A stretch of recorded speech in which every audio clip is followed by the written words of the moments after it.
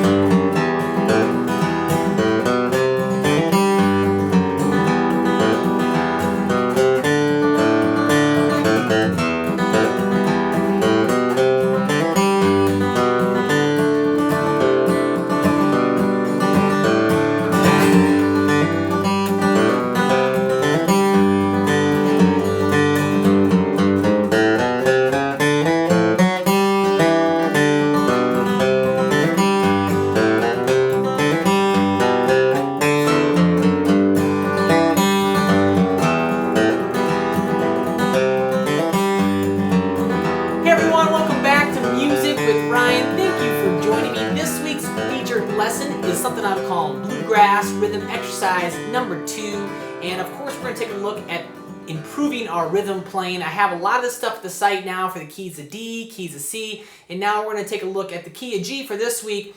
And I took a very common chord progression that you might find in any kind of bluegrass, old-time country stuff, and I've added a ton of bass walks, fills, ornamentations, some really cool things to add a lot of movement, a lot of energy and spice into your rhythm playing. Now there's 2 parts of this song, kind of an A and a B part, and we get even to that E minor thing on the B part there. And also during this A time, the second time on the A, or however you want to put it, I do some alternate measures. So there's more than one way to kind of go about and walk through some of these changes. And I start to add a lot more movement that second time in the A part. So we're going to go over all of that in this lesson and get you, again, adding more energy and spice in your rhythm.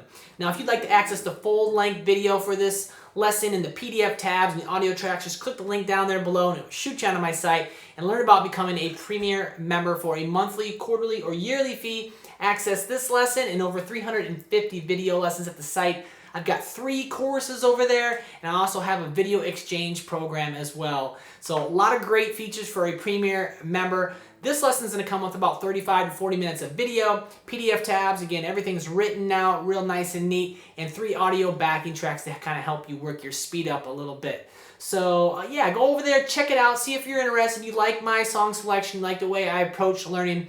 Premier membership might be a good fit for you. For now, we're going to walk through the first few measures of this exercise. We'll bring the camera on in, throw the tabs on the screen. Thanks for watching, and I hope you enjoy. All right, so let's go ahead and start walking through Bluegrass Rhythm Exercise in G, number 2 here. And I'm going to put those first 3 measures on the screen, and we'll play them. I'll play them for you and then break them on down slowly. Make sure that you understand the markings below the staff are pick directions. The staples are downs, the V's are up. And any little numbers above the staff will be left-hand fingerings, okay? There's only just a couple in this rhythm one, but...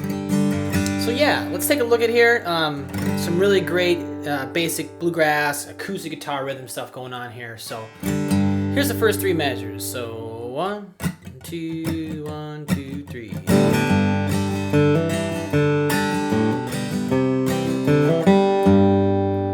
Again, I ended on the downbeat of measure 4 there. Not on the screen, but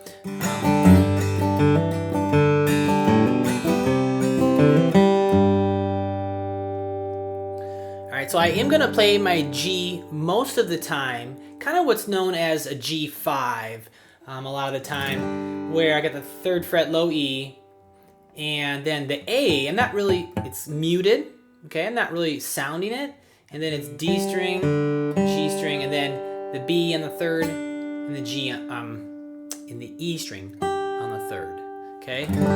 So you might see me like this, and my first finger might hover, but I'm not using it at all. And slang term I call it the full G, but and then it's technically more G5, and it gives it more of a definite sound, and yeah, just often used, okay? So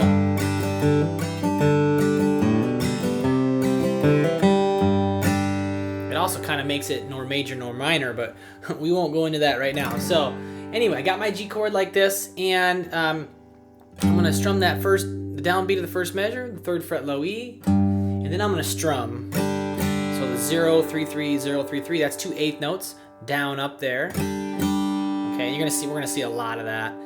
And and then we got a 0-2 hammer on the D string. And then a strum. You can keep your finger down there if you want.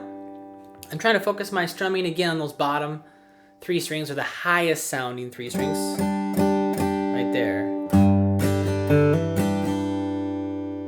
1, 2, 3, and 4, and next measure, open D, strum, 0-2 hammer on the A this time. So I am going to get that B note in there. And that's going to create a little bit of a leading tone to the 4 chord, the C there. And that kind of creates a little tension and tells my ear, or the listener's ear, or the musician's ear, that I'm going to go to the 4 chord. And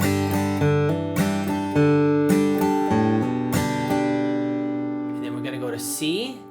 So play the 3rd fret, A string. And then we strum the C. That's 0, 1, 0, 0, 1, 0, the 2 eighth notes there. And then 0-2 hammer on the D. Then open G. Okay, we're going to be doing this C move a lot, because in a lot of the measures, the C chord is, during a lot of the piece, the C chord is only 1 measure long, and we're going to be doing this move frequently, and it's something, again, I use all the time, of course. And you can get used to going right back to the G chord after it, and I want this open G, the last note in measure 3, to ring into the first note in measure 4, ring into that whole measure. See how that rang right in there? I don't want to clip it off. It's even hard for me to do. Okay. So yeah, we want to get it to ring, and it's this really nice little connector ornamentation, or fill, however you want to think about it. So you're playing that open G note going back to a low G note, so it's the same note, right? So let me play those 3 measures for you. 1, 2, 3, 4.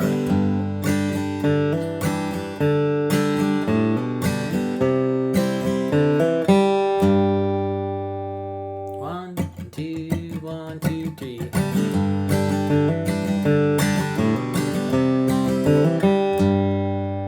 All right, and then let's do the next 4 measures. Throw them up on the screen there, and they sound like this: 2, 3, 4.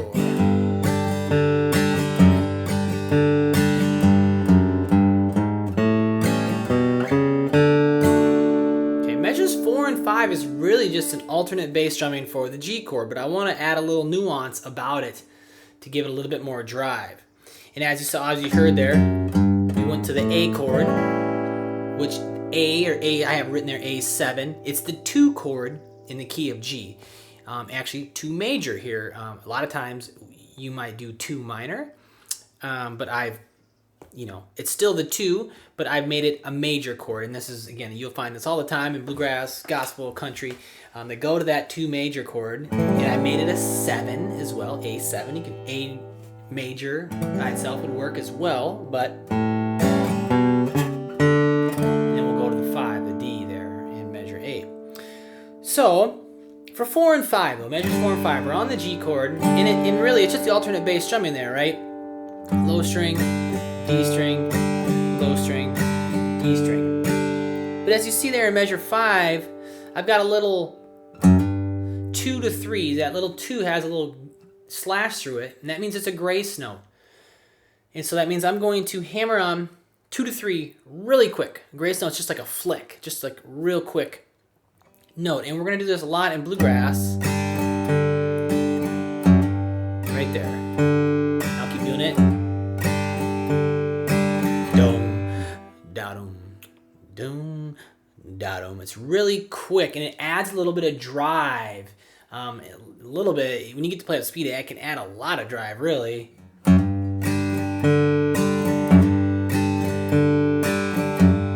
might take a little bit of time to smooth it out and kind of see how it fits, but again, it's this little nuance that you might not know or realize what's going on until you kind of broken it down or someone has shown it to you.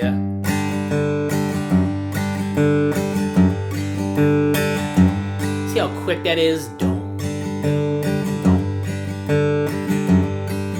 So I really encourage you mastering that. If if you get anything, get that. I mean, that's such a great little tool. So yeah, that's measures 4 and 5. I don't have it written in 4. You could. I probably won't do it because I'm coming from the C. I won't do it. And then the next measure. And then here we are, measure 6. We do quarter note bass walking up to the 2 chord. So 3rd fret low E, 2nd fret, 3rd fret, 4th fret. Kind of a chromatic thing. 1, 2. And then we go to A, open A string. Then we strum the A7. And then 2-4 on the A. We're going to go to the D chord. Okay.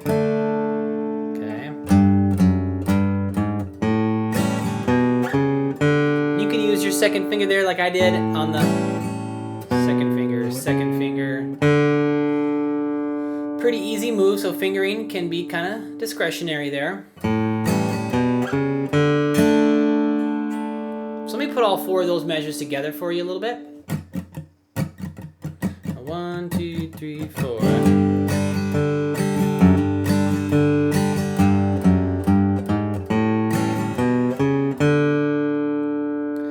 All right.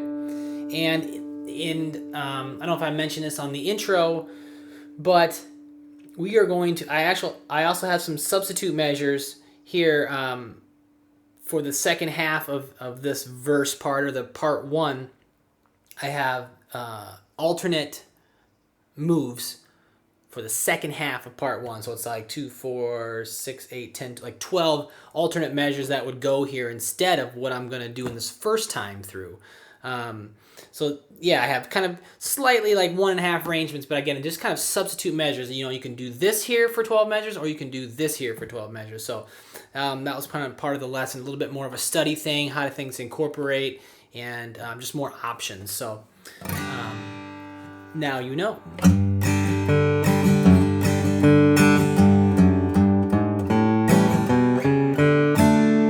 me do all, let's see what I got there. 7 measures here from the beginning. 1, 2, 3, 4.